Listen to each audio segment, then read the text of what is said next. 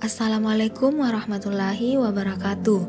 Saya Gina Wahyuni Ramadhani, peserta Latsar golongan 3 angkatan 61, kelompok 1, CPNS Kementerian Ketenagakerjaan.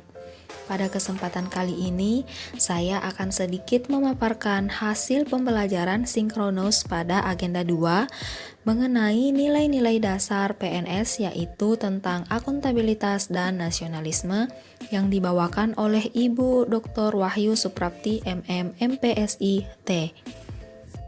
Langsung saja, untuk materi pertama yaitu akuntabilitas. Apa sih yang dimaksud dengan akuntabilitas? Akuntabilitas adalah kata yang sering kita dengar, tetapi tidak mudah untuk dipahami. Dalam banyak hal, kata akuntabilitas sering disamakan dengan responsibilitas atau tanggung jawab. Namun, pada dasarnya, kedua konsep tersebut memiliki arti yang berbeda. Responsibilitas adalah kewajiban untuk bertanggung jawab, sedangkan akuntabilitas adalah kewajiban pertanggungjawaban yang harus dicapai. Akuntabilitas merujuk pada kewajiban setiap individu, kelompok, atau institusi untuk memenuhi tanggung jawab yang menjadi amanahnya. Kemudian, aspek-aspek akuntabilitas terbagi menjadi 5. Yang pertama, akuntabilitas adalah sebuah hubungan. Hubungan yang dimaksud adalah hubungan dua pihak antara individu, kelompok, institusi dengan masyarakat dan negara. Yang kedua, akuntabilitas berorientasi pada hasil. Hasil yang diharapkan dari akuntabilitas adalah perilaku aparat pemerintah yang bertanggung jawab, adil, dan inovatif. Kemudian, yang ketiga, akuntabilitas membutuhkan adanya laporan. Laporan kinerja adalah perwujudan dari akuntabilitas. Kemudian, yang keempat, akuntabilitas memperbaiki kinerja. Tujuan utama dari akuntabilitas adalah memperbaiki kinerja PNS dalam memberikan pelayanan kepada masyarakat. Kemudian, yang kelima, akuntabilitas memerlukan konsekuensi, yaitu maksudnya adalah akuntabilitas adalah kewajiban menunjukkan tanggung jawab dan tanggung jawab menghasilkan konsekuensi, baik itu berupa penghargaan maupun sanksi. Akuntabilitas publik memiliki 3 fungsi utama. Yang pertama yaitu untuk menyediakan kontrol demokratis atau disebut dengan peran demokrasi. Yang kedua, untuk mencegah korupsi dan penyalahgunaan kekuasaan atau peran konstitusional. Kemudian yang ketiga yaitu untuk meningkatkan efisiensi dan efektivitas atau peran belajar. Bagaimana tingkatan dalam akuntabilitas?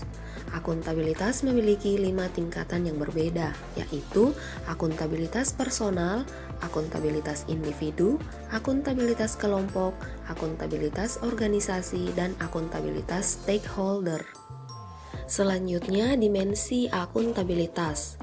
Untuk memenuhi terwujudnya organisasi sektor publik yang akuntabel, maka mekanisme akuntabilitas harus mengandung dimensi.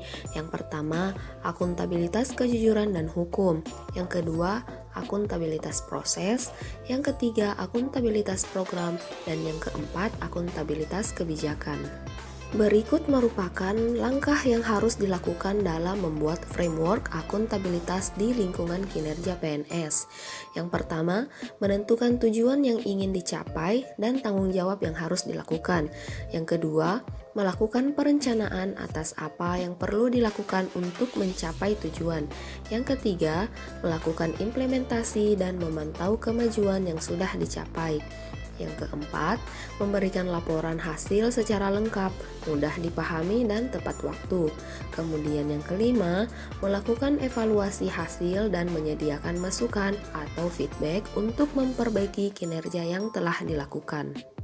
Materi selanjutnya yaitu akuntabilitas dalam konteks, meliputi transparansi dan akses informasi, praktek kecurangan dan perilaku korup, penggunaan sumber daya milik negara, penyimpanan dan penggunaan data dan informasi pemerintah, serta konflik kepentingan.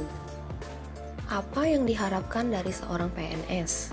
Tentu menjadi ASN yang akuntabel dengan cara perilaku berkaitan dengan transparansi dan akses informasi, menghindari perilaku curang dan koruptif, perilaku terhadap penggunaan sumber daya negara, perilaku yang berkaitan dengan penyimpanan dan penggunaan data serta informasi pemerintah, perilaku yang berkaitan dengan konflik kepentingan, dan bagaimana mengambil keputusan yang akuntabel bagi PNS.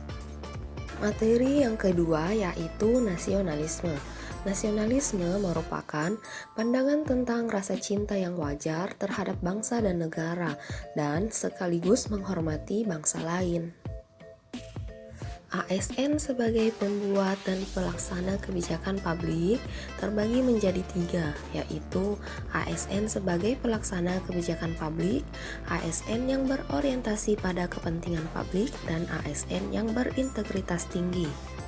Kemudian, ASN sebagai pelayan rakyat merupakan ASN yang profesional, ASN yang melayani publik, dan ASN yang berintegritas tinggi.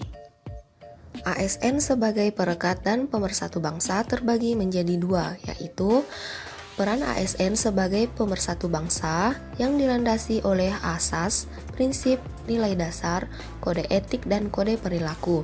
Yang kedua, peran ASN dalam menciptakan kondisi damai, yaitu bersikap netral dan adil, mengayomi kepentingan kelompok minoritas, tidak membuat kebijakan diskriminatif, dan menjadi figur teladan di lingkungan masyarakat. Demikian pemaparan dari saya, kurang dan lebihnya mohon dimaafkan. Assalamualaikum warahmatullahi wabarakatuh.